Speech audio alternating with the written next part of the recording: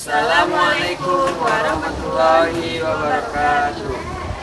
Perkenalkan, kami dari kelompok 2 dengan materi aplikasi perencanaan dalam manajemen pendidikan dengan saya sendiri, Tirta Ramdanus Subihi, dengan NIM 233010367, dan rekan saya Farah Masari dengan NIM 23301033.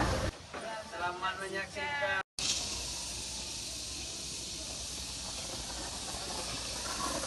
Baik, materi yang pertama yaitu konsep aplikasi perencanaan dalam manajemen pendidikan.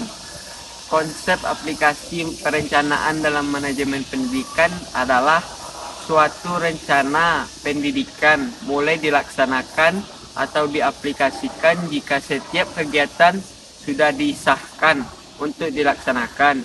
Ini berarti bahwa dalam proses terjadinya perkaitan antara perencanaan dengan pengelolaan di suatu lembaga pendidikan. Materi yang kedua, pendekatan perencanaan pendidikan. Pendekatan perencanaan pendidikan ada 3 pendekatan. Yang pertama, pendekatan permintaan masyarakat, yaitu pendekatan dalam perencanaan pendidikan yang didasarkan atas tuntutan atau kebutuhan sosial akan pendidikan. Pendekatan ini mempunyai kelemahan, yaitu A. Tidak begitu mengindahkan besarnya sumber. Yang kedua, kurang memperhitungkan perlunya keseimbangan demi sifat macam tenaga kerja yang diperlukan oleh sektor lain. Yang ketiga, penerimaan murid dalam jumlah banyak cenderung mengakibatkan menurunnya mutu lulusan. Yang keempat, mengakibatkan masalah nasional tentang alokasi biaya untuk sektor lain. Yang kelima, mengabaikan pola kebutuhan akan tenaga kerja. 2. Pendekatan ketenaga kerjaan bertujuan mengarahkan kegiatan-kegiatan pendidikan kepada usaha untuk memenuhi kebutuhan nasional akan tenaga kependidikan. Masalah yang timbul dalam perencanaan ini yaitu jenis dan jumlah tenaga kerja. Yang kedua, persyaratan yang jelas mengenai mutu personil yang dituntut oleh pasaran tenaga kerja. Yang ketiga, perbandingan jumlah personil berdasarkan jenjang keahlian. Yang keempat, kebutuhan yang real akan tenaga kerja. Yang ketiga, pendekatan nilai imbalan. Dalam pendekatan ini dipertimbangkan penentuan besarnya investasi dalam dunia pendidikan sesuai dengan hasil keuntungan atau efektivitas yang akan diperolehnya. Ada 2 hal pokok yang menjadi perhatian untuk dikemukakan, yaitu pendekatan komprehensif. Yang kedua, pendekatan input atau output. Materi ketiga yaitu metode, model, dan proporsi perencanaan dalam pendidikan. Yang pertama adalah model. Model analisis sumber, cara, dan tujuan difungsikan dalam melihat sumber dan berbagai alternatif melaksanakan program.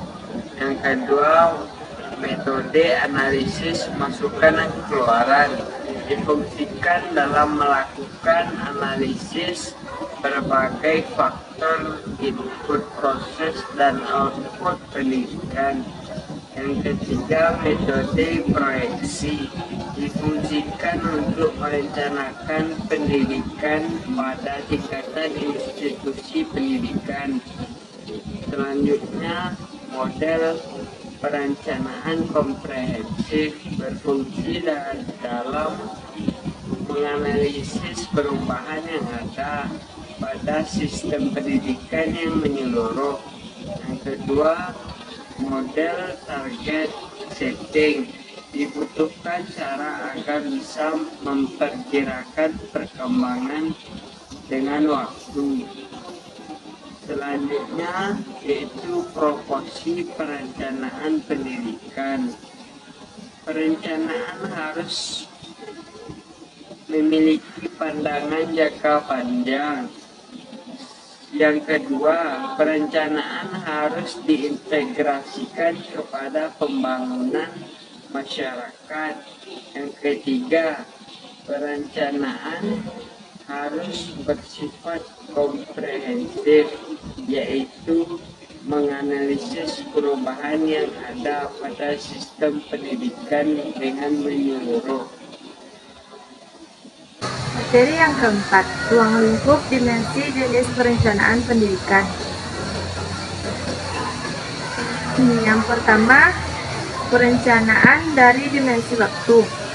Ada 3, yaitu yang pertama, perencanaan jangka panjang, yang kedua, perencanaan jangka menengah, dan ketiga, perencanaan jangka pendek.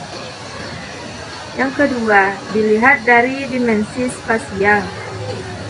Terbagi atas 3, yaitu perencanaan nasional, perencanaan regional, perencanaan tata ruang. Yang ketiga, dilihat dari dimensi jenis. Terbagi atas 2, yaitu perencanaan makro dan mikro. Ruang lingkup manajemen organisasi pendidikan ada 2 kegiatan, yaitu manajemen administratif dan operatif. Sekian video dari kami. Jangan lupa like, comment, and subscribe. Assalamualaikum warahmatullahi wabarakatuh.